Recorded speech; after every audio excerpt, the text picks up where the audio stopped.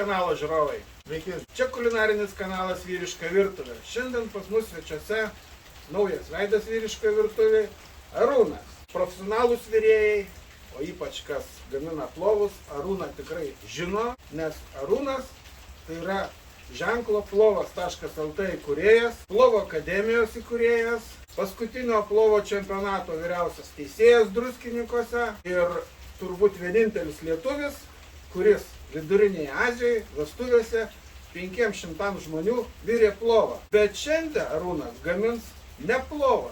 Plovą kada nors vėliau. Arūnai, ką šiandien gaminsim? Šiandien pagaminsime šiek tiek kitą patiekalą. Tai bus vieno šnicelis, kitaip vadinamas dar Wiener Schnitzel.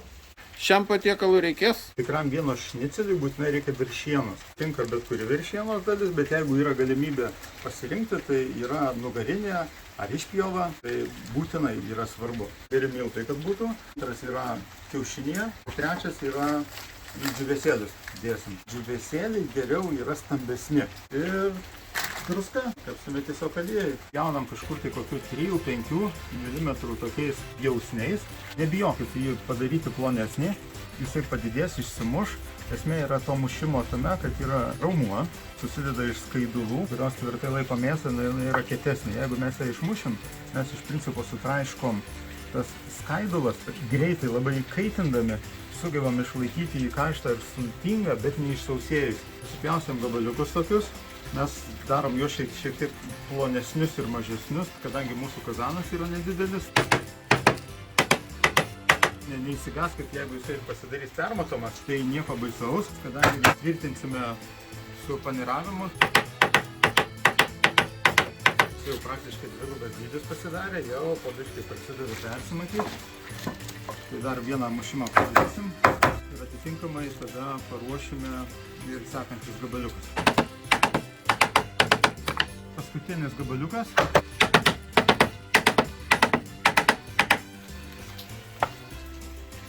Viskas. Kadangi turim naują nekatybės nepraradusį puodą, kuris yra ketaus, gamintojai rašo, kad paprastai jie yra paruošti gamybai, taip, jie yra paruošti, bet simbolinį paruošimą reikia vis tiek kiekvienam padaryti. Įdedam ir įkaitinam. Kai jis įkais pilnai, tiesiog sutepsim aliejum, pertepsim kelis kartus, jisai iš principo polimerizuosis ir ta danga jau ir bus paruošimas. Yra miltai. Dar įdomus dalykas, tarkim, kurioje vietoje kaip druską padruskinti. Galima tiesiai ant mėsos pabarsyti, paprastai dedama į džiūvėsus. Tik tenai turi būti smulki. Galima, jeigu patinka ir pipirėlio kažkokio pridėti, bet pagal nutylėjimą, tai paprastai užtenka tik tai druska. Džiūvėsėlį galima nupirkti tiesiog jau su druska būna. Galima surasti parduotuvės, iš karto parašyta su druska. Tai būtent tokiam paniravimui tai yra ir skirti.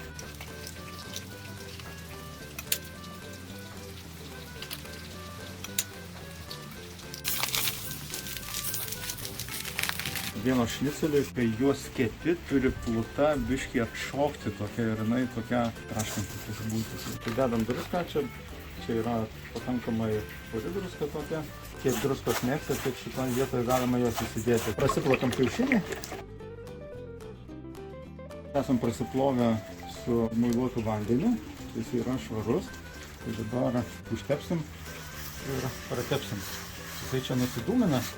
Jeigu būtų geriau apšviesta, tai matytųsi, kad jisai tokiais raibuliais, tokiais nueina, ant kazano gerai matosi.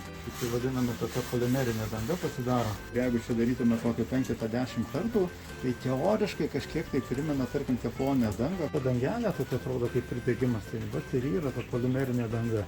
Kadangi ketus yra tokis akytas porus metalas, tai tuos tarpus sujungia ta polimerinė danga ir su kiekvienu kepimu vis mažiau limpa. Gerai, tai pasipilam aliejaus, centimetras 2, kad būtų, tai tikrai būtų visai gerai. Visiškai garnyras prie vieno šnicelio, tai yra bulvių pirė, kažkokios daržovės, ten dar kažkas. Mes, kadangi tokia vyriška virtuvė, tai turime korietiškus kopūstėlius, kurie kažkiek aštresni ir tradiciniam skoniui kepadušką pasidarom. Ir kai užsikepsime, ant jų sudėsime iškeptą šniceliuką. Pasimėm pirmą gabaliuką, daro surišimą su mėsa. Antrą žingsnį įsidedam į kiaušinį. Tai trečias jau mūsų džiūvėsėlis yra.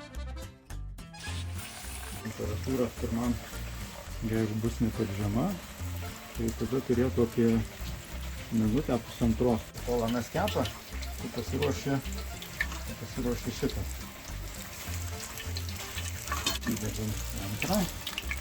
Na, pirmą galim pasižiūrėti, parodysim, kaip atrodo viduj.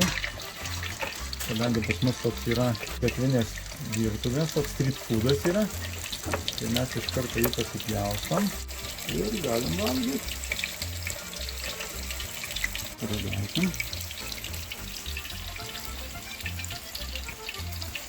Fantastinis skonis. Matom dabar jau tokie aukštiniai įkaitimą. Biškai nuvarvinam.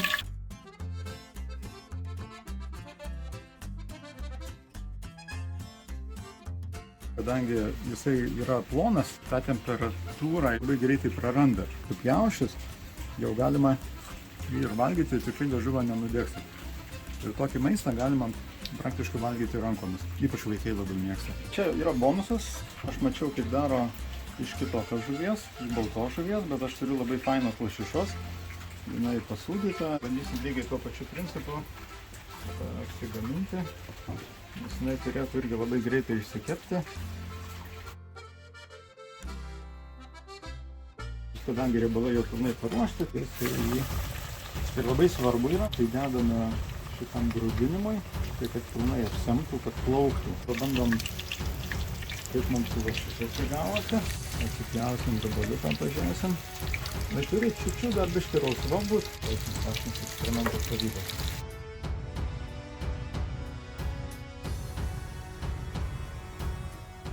Ragaujam šnicelius, atvažiavo uzbekas.lt Donatas, užuodė vieno šnicelio kvapą. Ragaujam.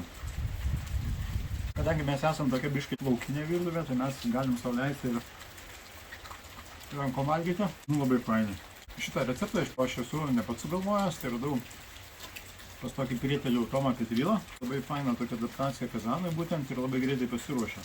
Ir vaikai mėgsta. Čia panašu į chicken nuggets. Kaip norėjau pasakyti, iš Kentukio kilusias. Pas mus biškai užsifiksavęs toks sovietinis šnicelio suvokimas, tai ten darydavo maltą mėsą maišo su svogūnais, padaro tokį paplotėlį, leblyną, žinai, biškai papaniruoja ir gaunasi irgi šnicelis. Taip jisai turi teisę gyventi ir labai skanus ir fainas patiekalas greitas, bet tai nėra vieno šnicelis. Labai fainai. Nu ką, jeigu patiko šis video receptas Arūno, tai dedam laikus ir prenumeruokit Vyriškos virtuvės kanalą. Iki skanių kitų susimatymų. Iki.